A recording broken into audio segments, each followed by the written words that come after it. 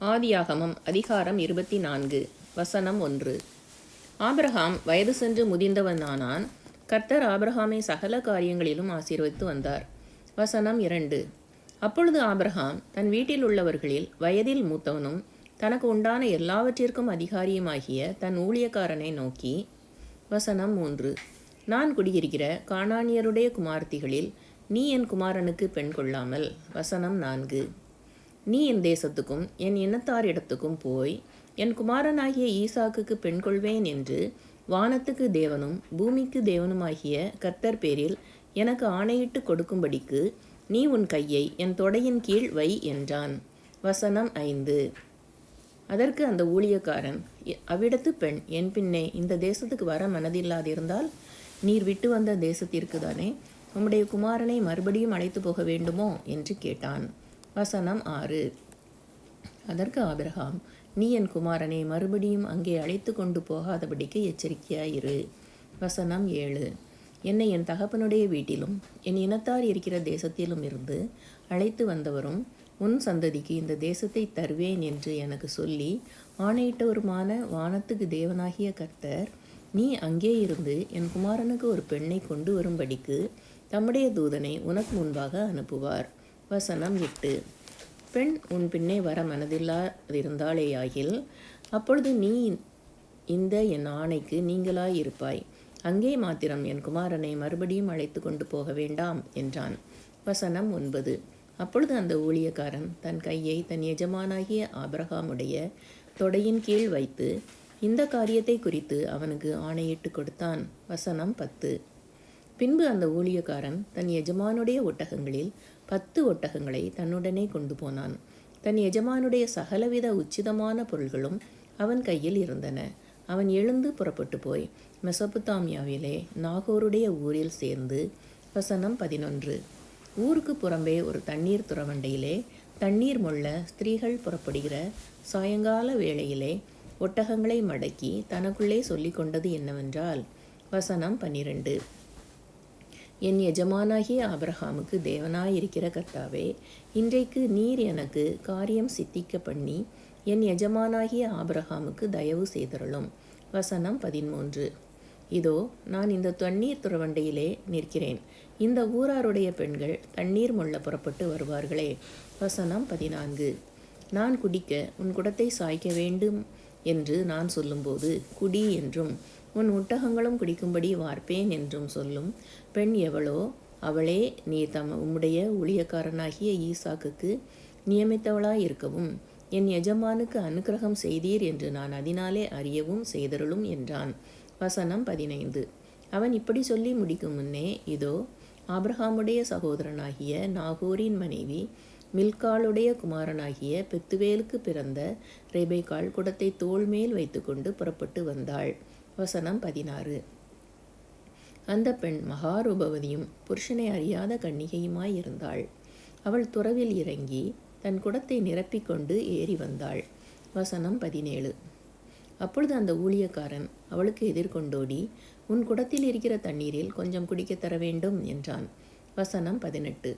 அதற்கு அவள், குடியும் என் ஆண்டவனே என்று சீக்கிரமாய் குடத்தை தன் கையில் இறக்கி கொண்டு அவனுக்கு குடிக்க கொடுத்தாள். வசனம் 19. கொடுத்த பின், உம்முடைய ஒட்டகங்களும் குடித்து தீர்மட்டும் அவைகளுக்கும் உண்டு வார்ப்பேன் என்று சொல்லி. வசனம் 20. சீக்கிரமாய் தன் குடத்து தண்ணீரை தொட்டியிலே ஊற்றிவிட்டு இன்னும் உண்டு வர துறவண்டையில் ஓடி அவனுடைய ஒட்டகங்களுக்கெல்லாம் உண்டு வார்த்தாள். வசனம் 21. அந்த மனிதன் அவளை குறித்து ஆச்சரியப்பட்டு கர்த்தர் தன் பிரயாணத்தை வாய்க்க பண்ணினாரோ இல்லையோ என்று அறியும் பொருட்டு மௌனமாயிருந்தான். வசனம் 22. ஒட்டகங்கள் குடித்து தீர்ந்த பின் அந்த மனிதன் 1/2 சேக்கல் எடையுள்ள பொற்காதனியையும் அவள் கைகளுக்கு 10 சேக்கல் எடை பொன்னுள்ள 2 கடகங்களையும் எடுத்து கொடுத்து. வசனம் 23. நீ யாருடைய மகள் எனக்கு சொல்ல வேண்டும், நாங்கள் உன் தகப்பன் வீட்டில் ராத்தங்க இடமுண்டா என்றான். வசனம் 24. அதற்கவள், நான் நாகோருக்கு மில்காள் பெற்ற குமாரனாகிய பெத்துவேலின் மகள் என்று சொன்னதுமன்றி. வசனம் 25. எங்களிடத்தில் வைக்கோலும் தீவனமும் வேண்டிய மட்டும் இருக்கிறது, ராத்தங்க இடமும் உண்டு என்றாள். வசனம் 26. அப்பொழுது அந்த மனிதன் தலை குனிந்து கர்த்தரை பணிந்து கொண்டு. வசனம் 27. என் எஜமானாகிய ஆபிரகாமின் தேவனாயிருக்கிற கர்த்தருக்கு ஸ்தோத்திரம். அவர் தம்முடைய கிருபையையும் தம்முடைய உண்மையையும் என் எஜமானை விட்டு நீக்கவில்லை. நான் பிரயாணம் பண்ணி வருகையில் கர்த்தர் என் எஜமானுடைய சகோதரர் வீட்டுக்கு என்னை அழைத்து கொண்டு வந்தார் என்றான். வசனம் 28. அந்த பெண் ஓடி இந்த காரியங்களை தன் தாயின் வீட்டில் உள்ளவர்களுக்கு அறிவித்தாள். வசனம் 29. ரெபேக்காளுக்கு ஒரு சகோதரன் இருந்தான்.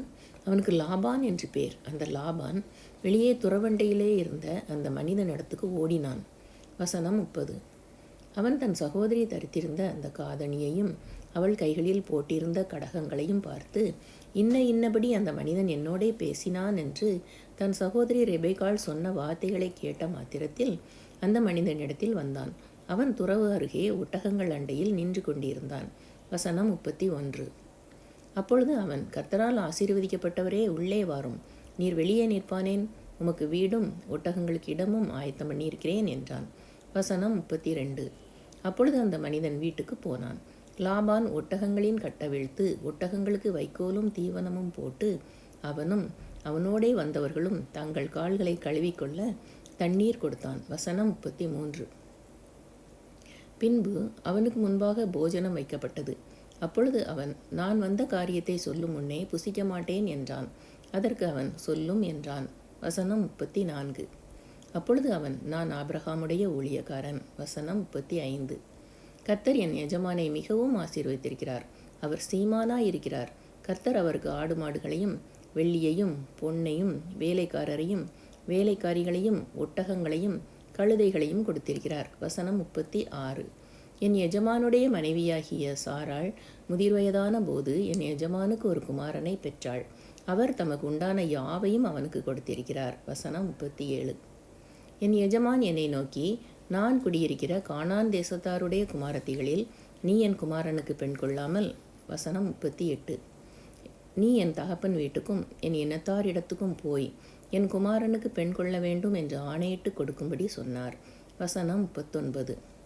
அப்பொழுது நான் என் எஜமானை நோக்கி, ஒருவேளை அந்த பெண் என் பின்னே வராதே போனாலோ என்று கேட்டதற்கு வசனம் 40. அவர், நான் வழிபடும் கர்த்தர் உன்னோடே தம்முடைய தூதனை அனுப்பி உன் பிரயாணத்தை வாய்க்க பண்ணுவார். என் இனத்தாரிடத்திலும் என் தகப்பன் வீட்டிலும் நீ என் குமாரனுக்கு பெண் கொள்வாய். வசனம் 41. நீ என் இனத்தாரிடத்திற்கு போனால் என் ஆணைக்கு நீங்களாயிருப்பாய். அவர்கள் உனக்கு பெண் கொடாமற் போனாலும் நீ என் ஆணைக்கு நீங்களாயிருப்பாய் என்றார். வசனம் 42. அப்படியே நான் இன்று துறவண்டையிலே வந்து, என் எஜமானாகிய ஆபிரகாமின் தேவனாகிய கர்த்தரே, என் பிரயாணத்தை நீர் இப்பொழுது வாய்க்க பண்ணுவீரானால். வசனம் 43. இதோ நான் தண்ணீர் துறவண்டையிலே நிற்கிறேன். தண்ணீர் முள்ள வரப்போகிற கன்னிகையை நான் நோக்கி, உன் குடத்தில் இருக்கிற தண்ணீரில் கொஞ்சம் எனக்கு குடிக்க தர வேண்டும் என்று கேட்கும்போது. வசனம் 44.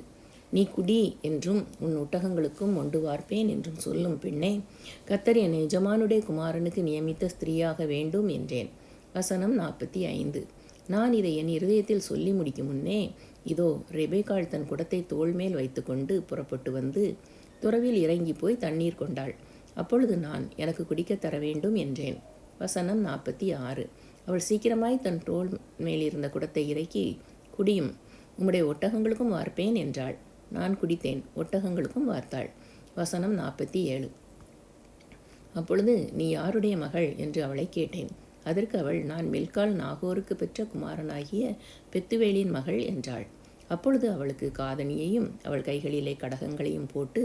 வசனம் 48.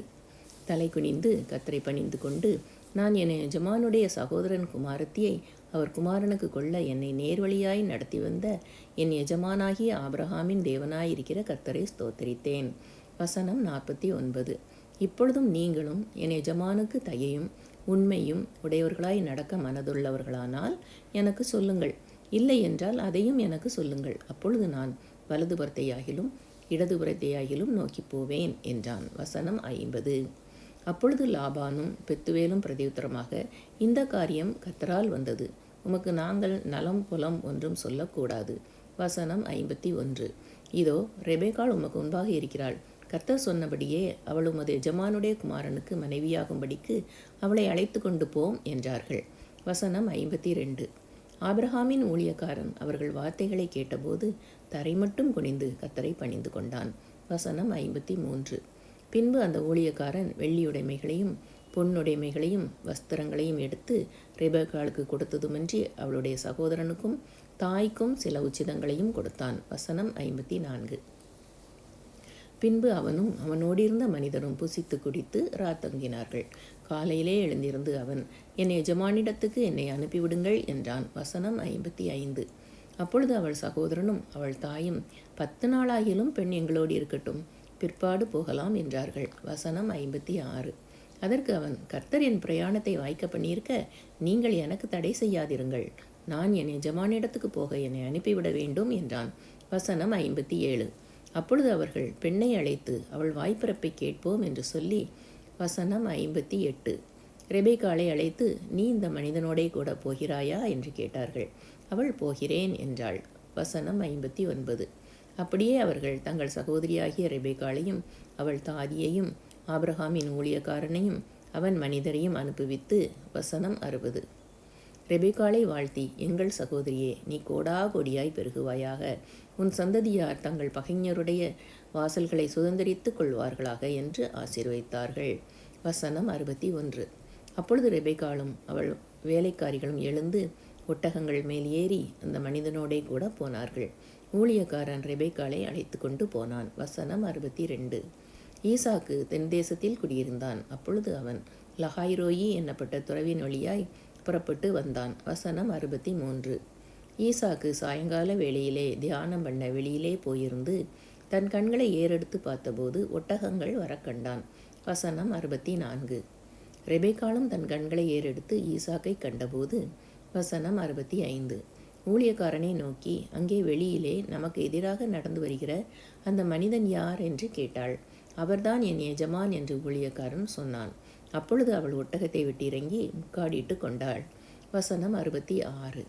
ஊழியக்காரன் தான் செய்த சகல காரியங்களையும் ஈசாக்குக்கு விவரித்து சொன்னான். வசனம் 67. அப்பொழுது ஈசாக்கு ரெபெக்காளை தன் தாய் சாராளுடைய கூடாரத்துக்கு அழைத்து கொண்டு போய் அவளை தனக்கு மனைவியாக்கி கொண்டு அவளை நேசித்தான். ஈசாக்கு தன் தாய்க்காக கொண்டிருந்த துக்கம் நீங்கி ஆறுதல் அடைந்தான்.